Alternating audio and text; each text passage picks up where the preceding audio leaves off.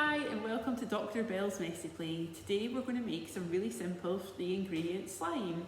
To do this, you'll need your corn flour, washing up liquid, a little bit of water, your bowl, a big spoon to mix, a teaspoon, and your measuring jugs.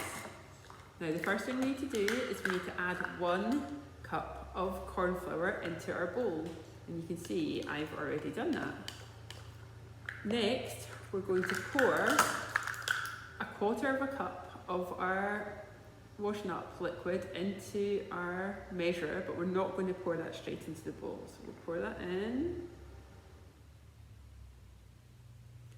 Once that's full, we're going to take our little spoon, our teaspoon, and we're going to add 1 teaspoon at a time and give it a mix.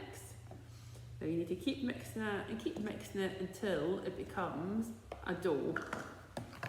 Once you're happy with your dough, which should form a bowl, you need to add 2 teaspoons of water.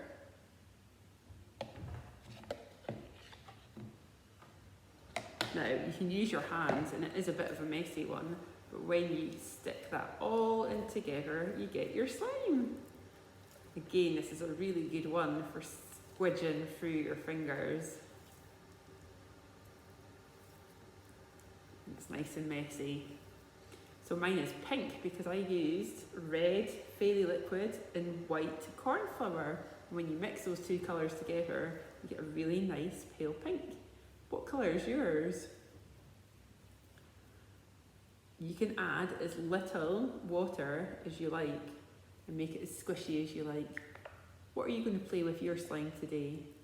I'm enjoying just squeezing it through my fingers and giving it a good mix.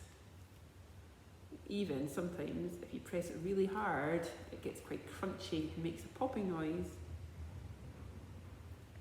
I hope you enjoy your slime, and we look forward to finding out what you've done with yours today.